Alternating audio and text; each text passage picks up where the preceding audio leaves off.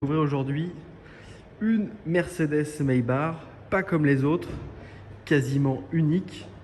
J'exagère à peine, seulement 150 exemplaires. Il s'agit de la Mercedes Maybach S680 Virgil Abloh. C'est donc pour ça qu'elle a cette couleur, cette livrée si particulière, avec cette couleur sable pour la partie inférieure et ce noir au-dessus. Ces immenses jantes de 20 pouces. Et bien sûr en pièce maîtresse, un V12 sous le capot. On y reviendra juste après. Alors cette voiture, elle est livrée ici, c'est l'une des premières, elle est livrée ici à Paris par le groupe Como à Bastille. Et c'est pour ça qu'on a la chance de la voir pour la première fois en vrai. Et on n'en verra certainement pas beaucoup. Bon, je vous ai fait un rapide tour de l'extérieur. Allez, tant qu'on est là, on va commencer par le coffre. Parce qu'il y a des petits cadeaux. Ici, dans cette boîte, il y a la version miniature de cette voiture. Alors, elle est prête pour la livraison, donc on ne va pas y toucher. Mais il y a une version miniature ainsi qu'un petit porte-clés. Et juste au fond du coffre, ici même, c'est un frigo qu'on va aller voir tout de suite à l'intérieur. Parce qu'évidemment, c'est à l'intérieur que tout se passe.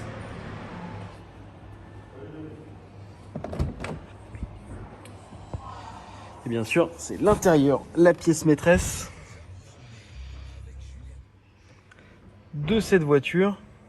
À l'intérieur, lui aussi couleur sable, avec des petits détails spécifiques à cette Maybach Virgil Abloh, comme le bouton central sur l'écran tactile, entouré de doré et avec le logo Maybach, qu'on retrouve un peu partout. Là aussi, Maybach, sur le pédalier évidemment.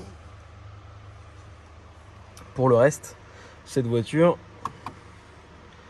c'est une classe S très haut de gamme, tout ce qu'il y a de plus simple, en tout cas de relativement simple. Et comme vous le voyez, elle a seulement 75 km au compteur. Voilà, elle est comme neuve.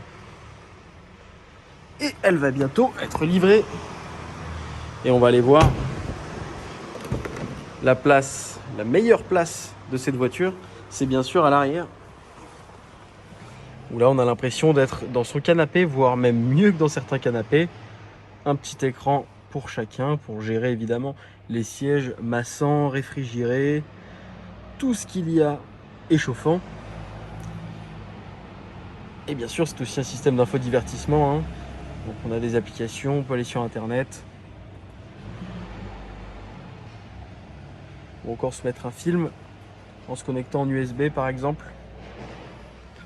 En appuyant ici, on a un grand vide-poche qui apparaît, un porte-gobelet, de quoi gérer la climatisation. Et l'une des pièces maîtresses, outre le moteur, c'est aussi ce frigo. Voilà. Pour pouvoir boire du champagne en toute tranquillité pendant les trajets les plus longs. Et on va finir par aller voir l'une des choses les plus intéressantes de cette voiture. Évidemment,